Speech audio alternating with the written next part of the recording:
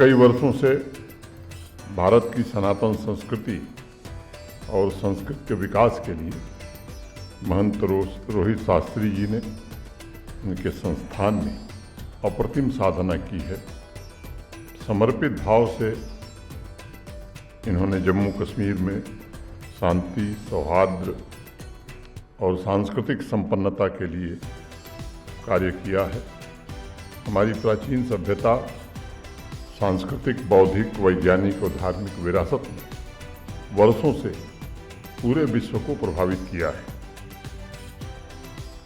हमारे यहाँ ऋग्वेद में कहा गया, समान मस्तु वो मनः यथा वो सुहासिति। हमारे मन समान हो ताकि हम मजबूत और संगठित हों। मेरा मानना है कि संस्कृति के संरक्षण और संवर्धन का कार्य ऐसा है, यह समाज के एक मन होने से ही संभव हो सकता है। हर वर्ग को संगठित होकर सांस्कृतिक मूल्यों और हमारी सभ्यता के प्राचीन ज्ञान का प्रसार करने के लिए एक साथ आना पड़ेगा। और मैं समझता हूँ कि एक लंबे समय के बाद आज समाज की चेतना जागृत हुई है। आने वाले भविष्य में भी कैलाश ज्योतिष और वैदिक संस्थान ट्रस्ट जैसे अनेक महत्वपूर्ण संस्थानों को और अधिक जन सहयोग मिलेगा, ऐसा दिखाई पड़ रहा है और मुझे विश्वास भी है। जब विरासत की हम चर्चा करते हैं तब उसके प्रमुख आयामों को भी समझना बड़ा आवश्यक होगा। भारतवर्ष की हजारों वर्षों की समृद्ध विरासत में मुख्यतः 3 क्षेत्र शामिल माने जा सकते हैं। एक हमारी प्राकृतिक विरासत, दूसरी हमारी सांस्कृतिक विरासत और तीसरी हमारी जीवंत विरासत। प्रकृति के साथ मानव समाज के तादात्म्य का जैसा दर्शन भारत ने विश्व को दिया है, वैसा किसी और सभ्यता में देखने को नहीं मिल सकता।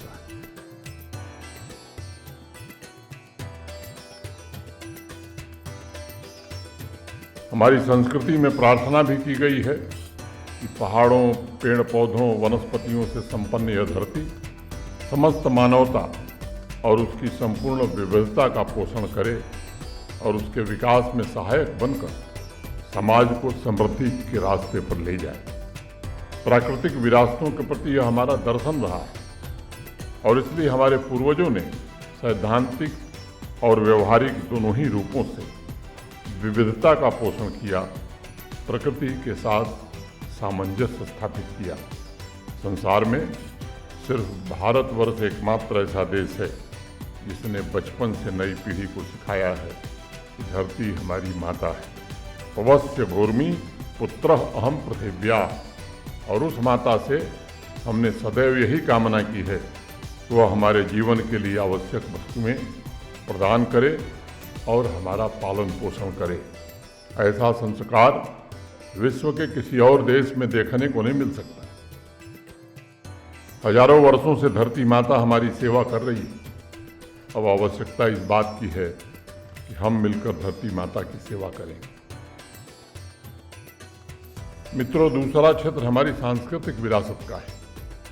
सांस्कृतिक विरासत में मूर्त और अमूर्त ये दोनों प्रकार की संपत्तियां शामिल हैं।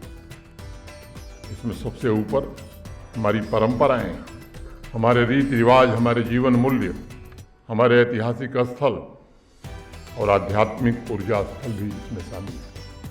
इन सभी का मिला जुला स्वरूप कई पीढ़ियों से भारतवर्ष की पहचान और भारतवासियों के जीवन शैली नया आकार प्रदान कर रहा है। सांस्कृतिक विरासत के संरक्षण और संवर्धन की दिशा में पहला संकल्प अपनी पहचान के संरक्षण का है और मेरा मानना है कि अपनी पहचान से ही समाज को अपनी जड़ों से जुड़ने और अपने इतिहास को समझने में मदद मिलती है।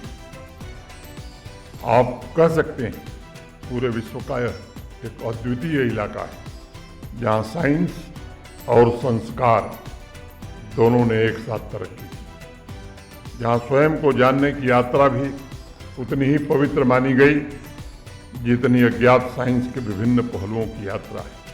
मित्रों, नंबर से लेकर नॉलेज तक, साइंस से लेकर संस्कार और स्पिरिचुअलिटी तक भारतवर्ष ने दुनिया को अनगिनत और अनमोल उपहार दिए हैं।